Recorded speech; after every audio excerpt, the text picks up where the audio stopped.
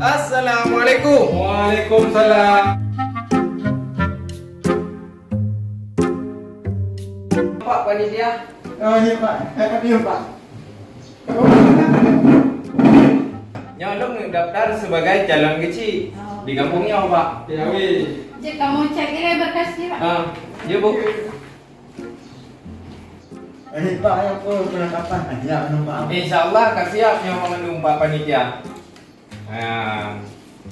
Dari Kapolsek, dari Kapolres, dari Kejaksaan, lengkap mendung ya Pak. Silahkan dicek loh Pak.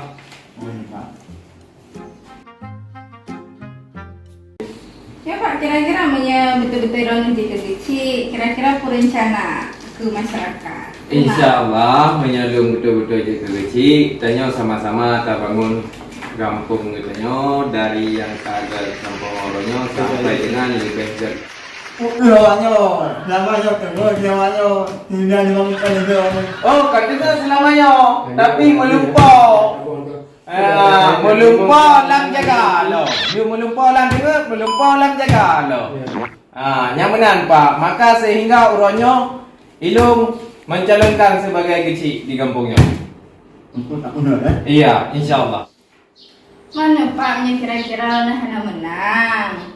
Itu jeep ke sabahnya kan model-model klik, klik mana? Oh, nak jalan lah Bu Nah, lah itu. Kira-kira pada berapa Bu?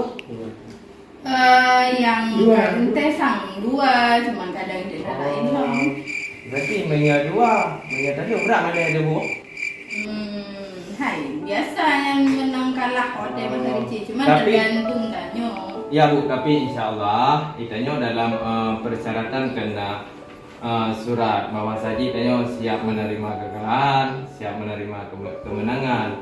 Yang mau kalah, mau menang, yang memandung adalah jalan yang terbaik bagi diri itanya sendiri. Dia biar nanti ada orang yang ada umur. Ini ada baju bumbun, kita baju pisang.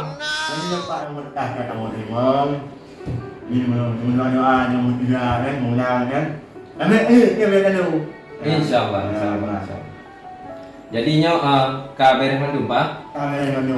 Berarti kajilah Pak.